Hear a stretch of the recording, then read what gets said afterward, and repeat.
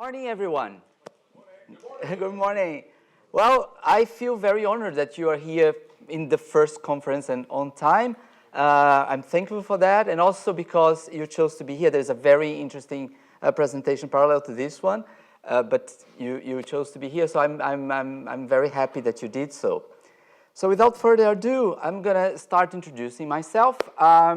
I'm Francis Augusto Medeiros-Logeay. I work as the leader of the authentication work group at the University of Oslo. We created this group because, sometimes universities and these big institutions, they tend to have unique silos that work with the same stuff, like the Microsoft people and the Apple people and the Linux people. So we try to unify our authentication policies, and then I am the leader of that group. I previously worked as a Mac sysadmin at the same institution, as well as the Norwegian Ministry of Defense.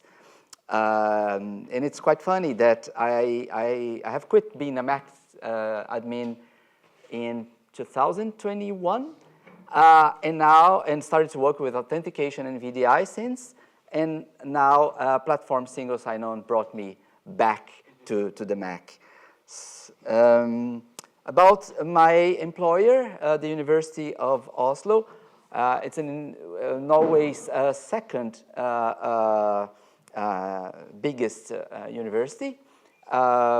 27,000 students, around 7,000 employees, and we got around 2,000 macOS enrolled devices.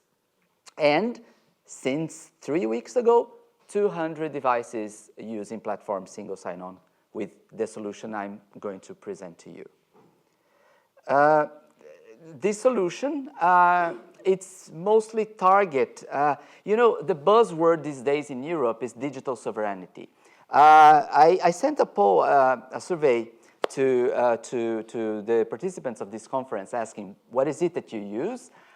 Overwhelmingly, the majority answered that they use Entra, and the second biggest IDP was Okta, and I think there was only one answer that uses another open source IDP. So with digital sovereignty, and now people are more concerned where their data is, and also about the economics. License costs have went to the sky lately, and this solution is a way to deal with it. So maybe your institution is in the market for an open source IDP where you don't have that cost. Well, you have human costs, but you don't have the license costs. IDPs want to implement the Platform Single Sign-On if they don't do it already. Who already does Platform Single Sign-On here? Oi, that is okay. So, okay, nice. You're in the right place, I guess. Especially, and this is something was my main motivator to start this, actually. Oh, not my main, but one of the motivators was to provide admins the possibility to test Platform Single Sign-On without you having to set up an Entra tenant or another IDP tenant. So this is quite easy to use. And before I start, this was only possible because other people before me provided some info, either because Apple had some documentation, or because guys like Timothy Perfit or Joel Renich went out there, spoke about it, published code, and it made it possible to do this thing. So this presentation, I warn you beforehand, it's going to be chaotic. I am a Brazilian, so I'm chaotic by nature. Even some years in Norway didn't fix me when it comes to that. And I want it ideally to be a conversation. Please ask questions whenever you want, because I will be very happy if you come out of here with a sensation that you actually got something with you. Just before asking the question, make a sign, shout something, but don't ask the question because we get the mic to you. Some background info about Keycloak and how we deployed. The University of Oslo decided to, we had an old IDP that only supported SAML, then we had Entra because of Microsoft products, So there was a trend to put our stuff on Microsoft. The older IDP only supported SAML. Please, if I talk, I work with authentication, but it might not be obvious for everyone. Ask a question, and I explain. So there are two main protocols for authentication these days. One is SAML, the other OIDC, which is based on OAuth 2. This former IDP didn't support OIDC. It was time to implement two-factor and all these things. So we decided to do something about it. And the choice was, should we go Entra or should we do something? And they asked me, this guy has done something with Keycloak. Ask this guy. And then I tried, and we decided to go with it. So since 2014, our central authentication at the University of Oslo is done on Keycloak. It's open source. It's highly extensible. So you can provide your own plugins and do other things, integrate with other two-factor solutions. There's a lot you can do with Keycloak. So it looks a bit like this after we customized. And I can show you, it's a lot of companies around the world, and I just Googled this. I mean, some I know because CERN helped us when we started with Keycloak, but many big companies around the world use it. And it's as simple as this to run Keycloak. You see, if I do docker start Keycloak, I have Keycloak, and I can go here, localhost 8080.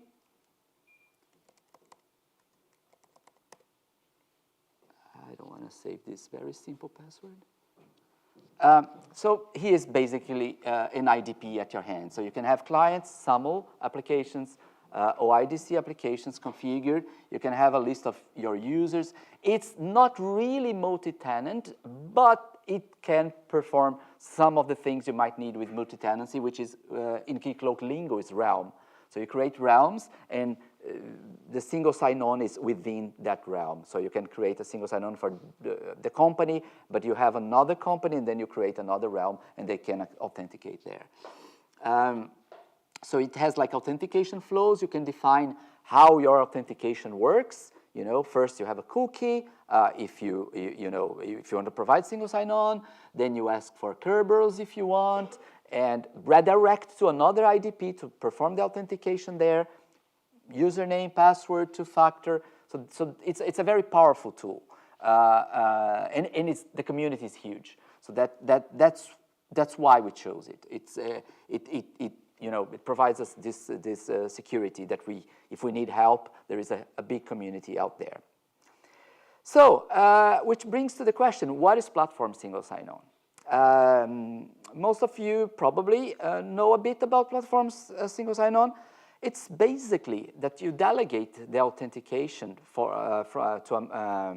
either you delegate the authentication on a Mac to the IDP, or the IDP delegate the authentication to the Mac. In simple words, it means I open my Mac, I authenticate on my Mac, and automatically I am authenticated to my IDP. And when I browse a website that uses that IDP for authentication, I'm already authenticated. So it's seamless to the user. I can show you just a small how it works right now at the university before I switch to our dev environment where we're going to get our hands dirty with this. So if I choose here to repair, it will start as if I am starting again, right? So at this point, and this can be used on the setup assistant if your MDM supports it.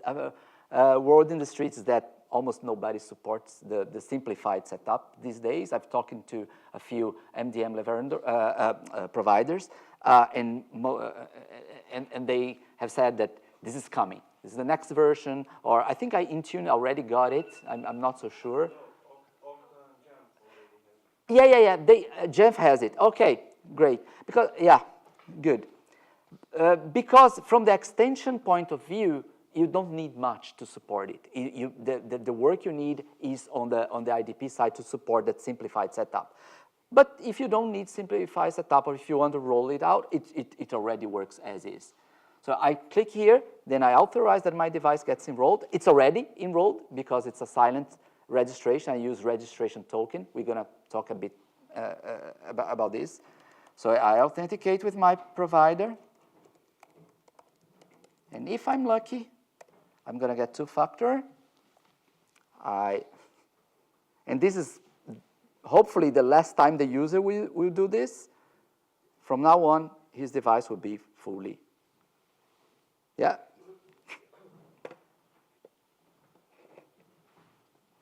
There you go. If I go to the university website on a private window,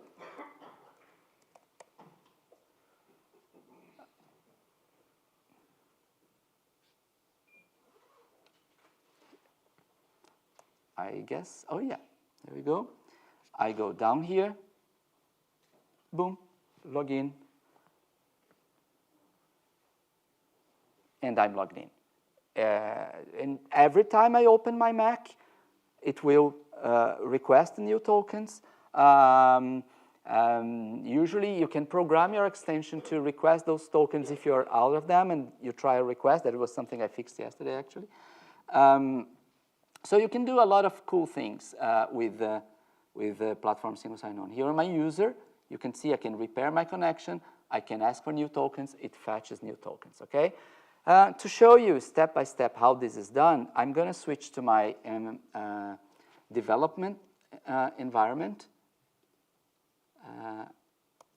I've just refreshed this page, okay? So I see very bad, that's why I amplify it here a bit. So I think I am on this one. I need to add myself on this one.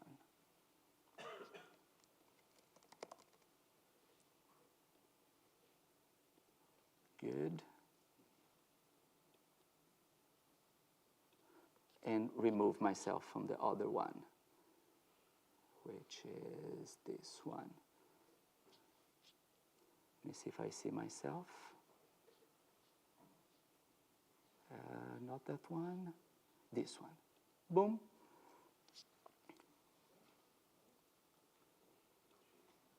Done.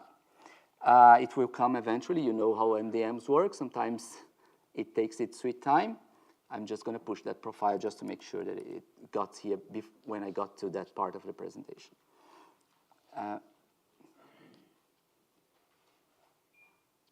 Yeah, see, it didn't go. No.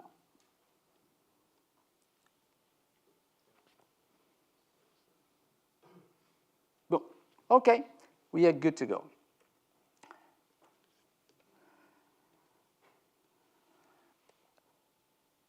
So what is really Platform Single Sign-On? Because, yeah, when I asked this question, how does it work? When we chose to go open source, I didn't want our users to have subpar experience compared to, Entra, Okta, and the likes. I want us to provide the good services, but unfortunately, there was very little information out there on how do you actually make this work for you if your provider don't give you the extension. If you remember those presentations about Platform Single Sign-On along the years, WWDC, other Mac conferences, it's usually you show what I did, how it works, but it doesn't really know, okay, if I want to make it work for me, what kind of code do I need to write? And that's what brought me to this. I started to develop this in October, November, and it was done. So it was introduced by Apple in 2022 as an evolution of the SSO extension. We're going to talk about the SSO extension because they go side by side. It requires a supporting IDP. So your IDP needs to persist a few stuff and perform some kind of authentication for you. So you cannot use it with just... The single sign-on extension you can actually use with any IDP as long as you program the extension. But to support Platform Single Sign-On, you also need to modify or extend your IDP. So known extensions in production, Microsoft, Okta, Omnissa. I know a few others who are, I don't know if they published already, but I know some other big IDPs out there who are supporting. Since Keycloak is used by hundreds, if not thousands of organizations around the world, I thought it was only natural to try to make it work. So Platform Single Sign-On means trust. It means that your IDP trusts that the authentication performed on your Mac is legit. and I want to trust it and allow you access to my resources. But also registered devices trust on IDPs, and that's particularly obvious when you look at the password authentication flow. Because with Platform Single Sign-On, I got ahead of myself, I didn't say this, you have 3 authentication methods. We've talked mostly about 2 today, which is secure enclave. It gets certificates, keys on your secure enclave on your Mac, which means they cannot be tampered with. Or you can use the normal password flow to authenticate. So when you use the password flow, it means that when you authenticate, you're not checking your password against your Mac, you're gonna check against your IDP, right? So the MDM sends a configuration profile to a Mac. This needs an MDM to work. And the Mac sends a device and user registration to the IDP. So that these 2 tools, they work separately. You can integrate them, but they actually don't need to know much about each other, right? The MDM, you send the configuration, okay, you authenticate towards this IDP, and then the IDP performs the registration. So you need 3 components here as an admin. You need the MDM profile, you need the SSO extension, and you need the IDP support. From the client side, if I want to open this a bit more, on the client side, I need the SSO extension and the Platform SSO extension, which in my case, in most cases, is the same application. So you perform the device registration, the user registration, and on the server side, you have an MDM and an IDP. What are the roles of these 2 things, an SSO extension and a Platform Single Sign-On? Okay, an SSO extension, it centralizes the authentication. It means that all applications, Safari, Mail, all the applications who used Apple native WebKit framework, they will authenticate at the same place, which means that you don't need each application authenticate separately. So that's what this SSO extension does. And that really blew my mind when I was trying to understand it. Okay, but how do you do this? How do you preserve this session? How do you do it? Do you need to work with the IDP or something? And I'm going to tell you how Timothy Perfit wrote an excellent article about this, and then I got it, and then we developed further into the Platform Single Sign-On, which is basically the part of this application that performs the registration towards the IDP. It registers user-bound keys so that you have not just a device, but also the user has, in case of the secure enclave. And it asks for new authentication tokens every time you open your Mac or explicitly ask for it. How do they work together? To give you an illustration, how typical authentication works. An application redirects you to the IDP. You authenticate with your username and password, and then it sends it back to the application. The 2 most used protocols for that, OAuth 2 or OIDC and SAML, they do it a bit differently, but in the end, it's, you go to an endpoint, you perform the authentication, and then you send it back to the application. So an SSO extension, what does it do? When you configure on your MDM profile these URLs, and you see on my MDM profile, if it came, you configure a few URLs, which makes them interceptable. You see these URLs here. It means that whenever Safari or another application tries to reach these URLs, it will fire up the SSO extension, and then you can do something. Present a web view to the user so that they can type their username or password, or if you already authenticate, send it back to the application. So the SSO extension, as I know, there might be other ways to do this, but so far as I understand it, the user authenticates, it gets the cookies, sometimes it saves it on the keychain if you want, and when another application try to authenticate, the cookies are there. You load them from the keychain, or they're just there in memory. And then you have single sign-on between different applications on the same IDP, okay? What does Platform single sign-on does differently here? Well, I told you that when you open your Mac or when you ask explicitly, it fetches some tokens, right? So when these tokens, they are made available for the SSO extension. So when the SSO extension gets this request to authenticate, it injects these tokens on the request to the IDP, and if your IDP knows how to interpret this, then you are authenticated without the use of a password, okay? So this is the magic of Platform single sign-on. And the documentation guides you a bit, but there's a lot of complexity concerned to cryptography, how you get these keys, and I'm gonna try to give you an idea. But please talk to me afterwards or here if there are details you need to know. I'm glad to share. So what do you and your IDP needs for password single sign-on to work?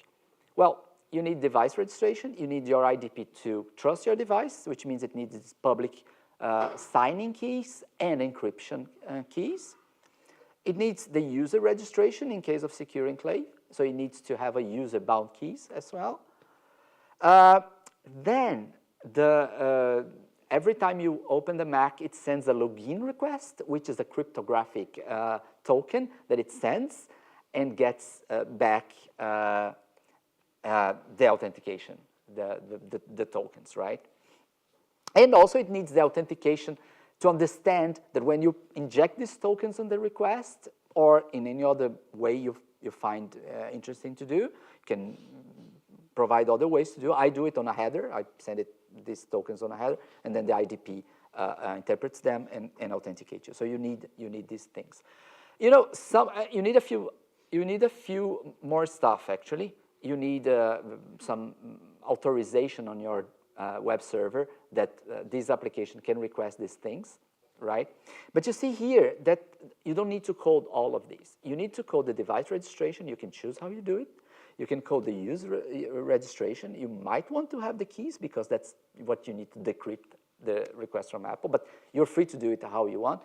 However, you don't have a choice you don't program the login requests, right?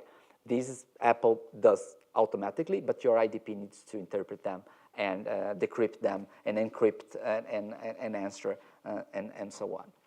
So the device registration, you basically send a few parameters. You see here on the SSO extension, it's basically one method. This method is called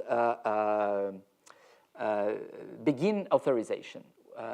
This begin authorization it's triggered every time you go to a domain that is on your profile, right? On the platform single sign-on, what you do, there are methods that are called by the Mac. Every time the device is going to be registered, the user is going to be registered, and when a token is going to be requested. So the first method is the begin device registration. You send the signing key. I chose to do this because you need to decrypt the request, right?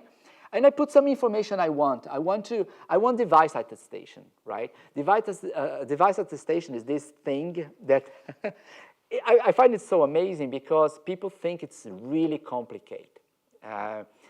Most people think you need to send a request to an Apple server or you can perform offline attestation in the sense that these keys that the secure enclave generates, you can request an attestation key, which I'm sending here, as you see. I can show you the code how to do it. It's a one-liner.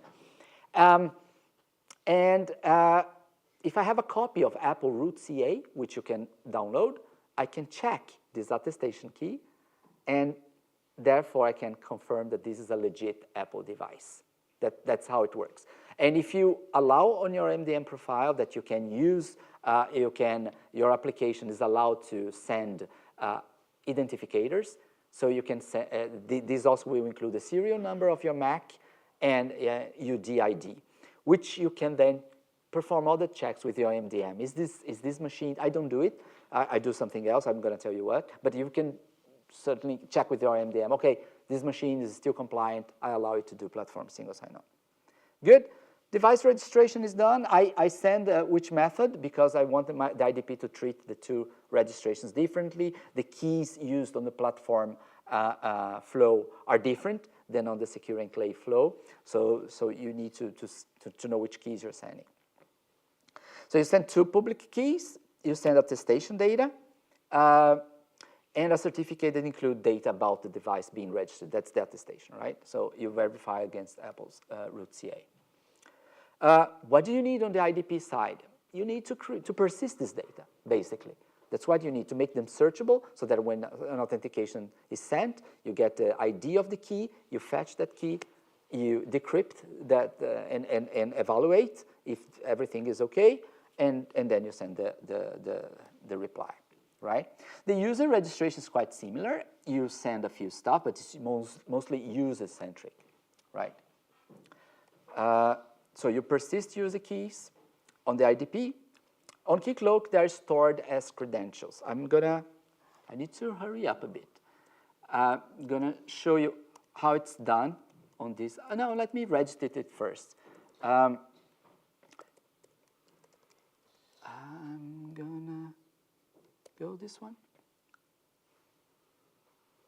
Oh, I need a tunnel.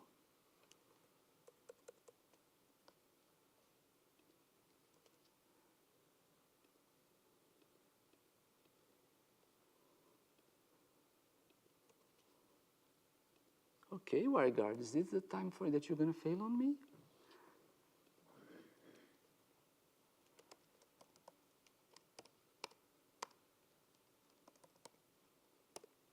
Yeah, here it is. Good.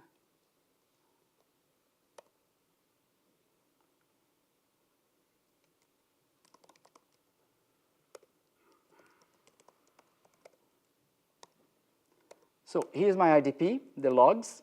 So if I'm going to perform a registration now, I'm going to show you how the device and the user registration are received from the IDP.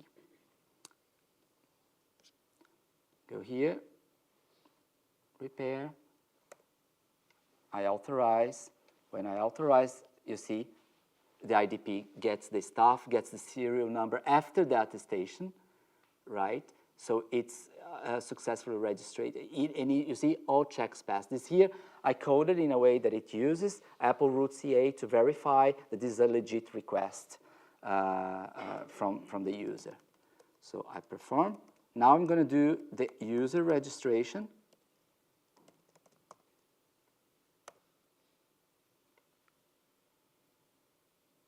There you go.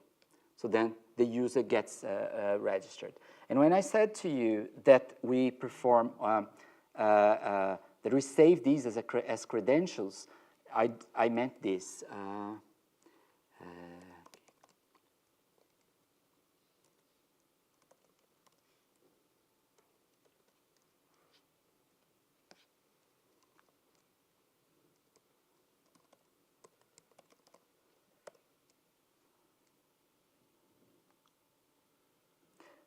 If I go here to my user page, I can see that platform single sign-on, the user has a device registered. And here, it performed all these things like to request a token, right? Right after a registration, it requests for an authentication token that can be injected on the request. So here, authenticate, boom. The IDP receives the authenticate request, detector realm, user Francis authenticated, got an SSO token. So now my Mac has that SSO token. You see it's all green here.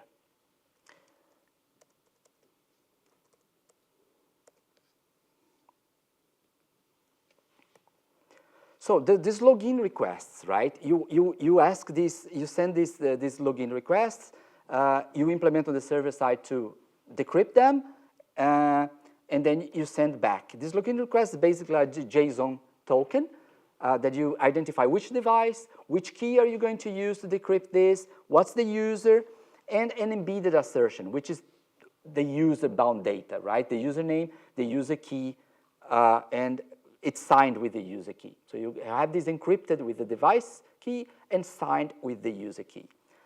And this is the embedded assertion. It says that it is this user, and yeah.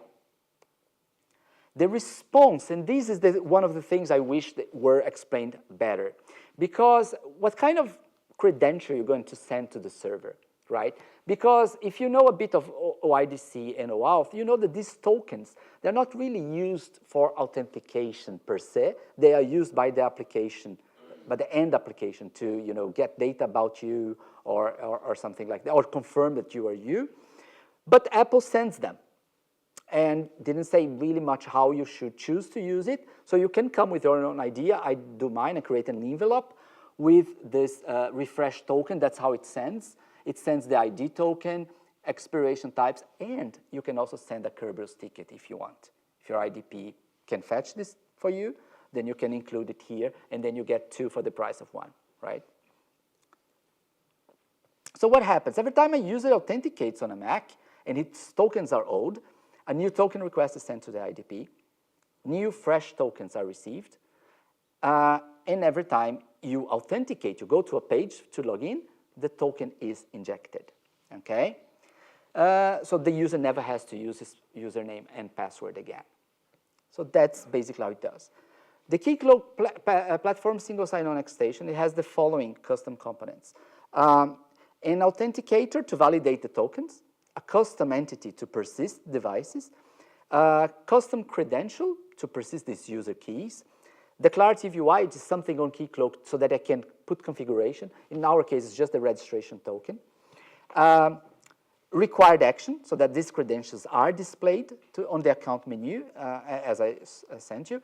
A custom resource, like I use APIs. I didn't program this on the UX, but I can send an API request to get which devices are registered. I did the demo. I made some choices. I was very opinionated to do this because there's very little info out there. How is this kind of question? Okay, what is it that Apple wants me to do with this, right? So, how to handle re-authentication requests. This is quite important on the IDP world, is that some applications do not trust older authentication. They want a fresh authentication. How do you handle it? I chose to do this, right? I am here. Let's say I want to delete this device here. My authentication is a bit old. I ask it to ask for my fingerprint or password, okay? So I do this, and boom, I am authenticated, and then I can allow or decline. But there are many ways to do this, okay? So you can actually pretend the request was not sent and simply authenticate the word again. Oh, let's get this. Oh, yeah, that's because I choose cancel. Yeah. Phew. The use of registration token. This is also very undocumented, how these registration tokens are created. You get this idea. If you look at password single sign-on documentation, it tells you that you can use registration tokens to make the registration silent, which is you don't ask the user to authenticate twice. You can use a token. And you keep thinking, okay, maybe you have an MDM who generates these tokens per device, right? I didn't find an MDM who does it. I suspect Intune does it, if anyone knows this. I suspect because it uses a placeholder on the MDM profile to do it. But no MDM I know generates this dynamically per device. So I think it's fair to, and because Apple hides this from the profile information, I guess you can use just one. So if you have this stable and static registration token plus device attestation, you get a reasonable good security that your device is legit and it's yours, not some other IDP. And you can, someone asked in one of those polls if you can enforce biometric authentication. Yes, you can. I chose not to do it. I used, instead of use Apple's own platform single sign-on related library to handle this, I chose to use this library called LA Context, which uses the local authentication on the machine. So it's the local authentication. I can enforce biometry, but I chose that you can use password. But with one code line change, if I go here to register device,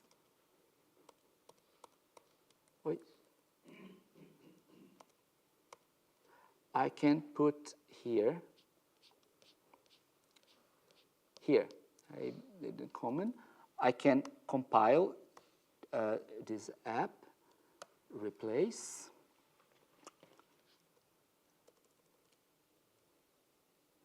This is a new app. So now when I register this application, when I perform another device registration, you're going to see something different. It didn't kick in yet.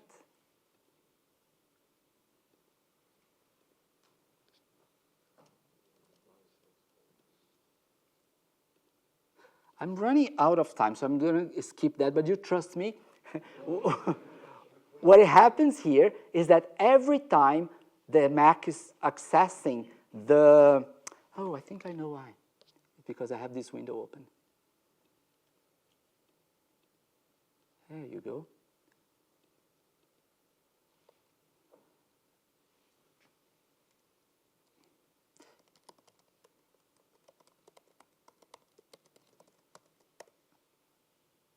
You see, every time it accesses the secure enclave to fetch the user keys, it asks for authentication. So, so this is the right way to do it, I think, and I'm probably going to modify my application along the way, but now I have so many users with Mac Studios who are using this without Touch ID that I don't want to take this away from them. We have 200 very happy users. So I can enforce biometric authentication. And, well, that was pretty much what I have to say. You know, follow us. We have a channel on MacAdmin's Slack, both Keycloak and Platform Single Sign-On Development, where a lot of people exchange. Send me an email, check our code, and talk to me about 2FA also. We are doing something interesting in that side as well.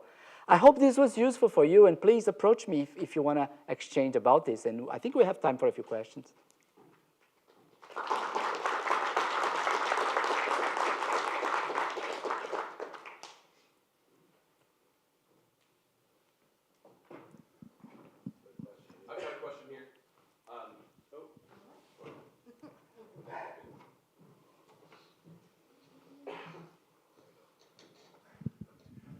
Platform Single Sign-On offers a couple different experiences. You get experience one, which is focused on secure enclave key exchange, and there's experience two, which our friends at Okta will only do, which is password synchronization.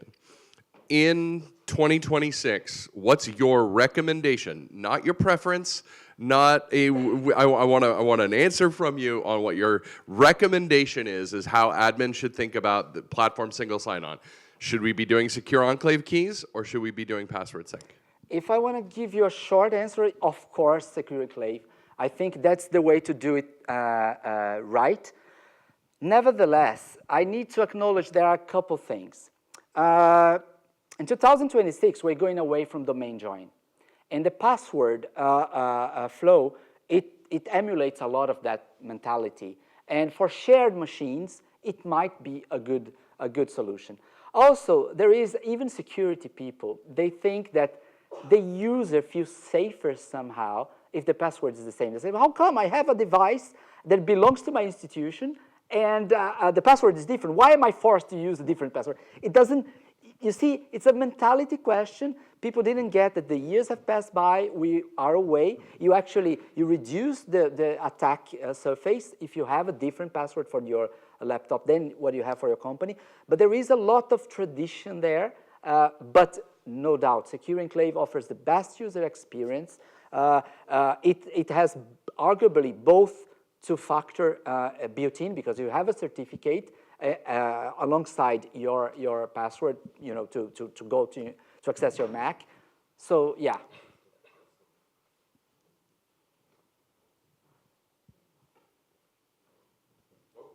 We are at time, so if it's going to be a very quick one, I will let one more. This will be the last one, sorry. All right.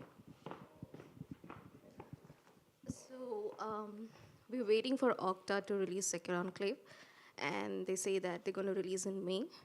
And for me, the question is, when we go to Secure Enclave, we're thinking the local account, we're going to have like a 6-digit PIN, we're going to use that passcode policy.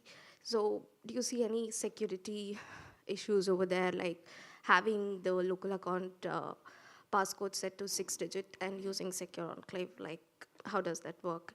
Is it a good way to move forward? I think it's a good, ask me, of course, you're reducing a bit the complexity of the password, right? But that's what you have on your phone anyway. That's what you have on your iPads. That's the kind of, that's what the industry accepts these days. And because it's a personal machine, it's not that this password can be used anywhere else. It's used on this machine. So in certain ways, and please don't throw eggs on me on this one, I prefer this than to use the same password as the domain. That my preference is not the preference of my institution just yet. We're still struggling to find a good model. We still enforce the same password, even though we don't enforce the synchronization because we don't use the password flow. But I think that it is a much user-friendly way. I won't go as far as to say it's safer in that sense, but I think it's the most elegant solution. I think so. Thank you very much.